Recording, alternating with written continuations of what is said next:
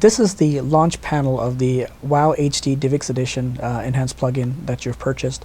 The panel actually is laid out in two sections. On the right side of the panel you have output devices, headphones, external speakers or laptop speakers, and on the left side you have two icons representing content type. The first one is music, the second one is movie. Music is depicted by a music icon and the movie is depicted by a movie reel. The idea is to match your listening output device with the type of content being played. The way the panel is laid out by default state, this is what it looks like. Say for example you're using headphones to play your movies or your video or your audio content. You want to go ahead click the headphone, and then you want to go ahead click whether you're using a movie or if you're using music. Now you notice when I click on the particular icon it changes color or changes state. When it's in the on state or selected state, as in the case of this music icon, it has a halo or a lighted background in the back. When you click to the movie, that goes back to being blank.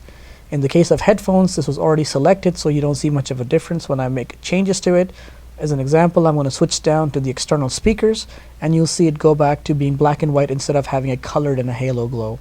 So we move forward. If you have external speakers connected and you're using external speakers, it is recommended that you go ahead and use the mode for external speakers, and then again select the content type being played, whether it's music or whether it's being a movie. And lastly, we have the last option is for internal speakers in the case of laptop computers, where you're listening through the built-in speakers of the laptop. You want to go ahead click that and then again select the mode you're using.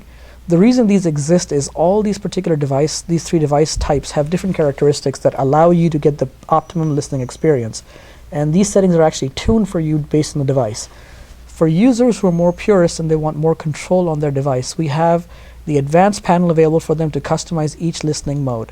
Go ahead click on that and the panel drops down, and you see you have options available to you which allow you to control the bass, the sound, focus, the SRS true bass speaker size, and the definition. For people who want to go ahead and experiment with these particular sliders and are worried that I'm going to go ahead and screw the bass settings up, don't worry about it. Go ahead, play with them, try and find what sounds right to you, and if it gets too far extreme, go ahead and click on the default. It'll go back to the factory tunings. One more thing to note in this particular panel is this particular button right here, the on-off button.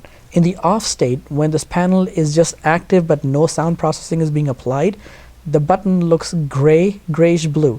When you go ahead and turn it on, it becomes a blue button, and that tells you the processing is being applied. It is very important that this attention be paid to this particular button.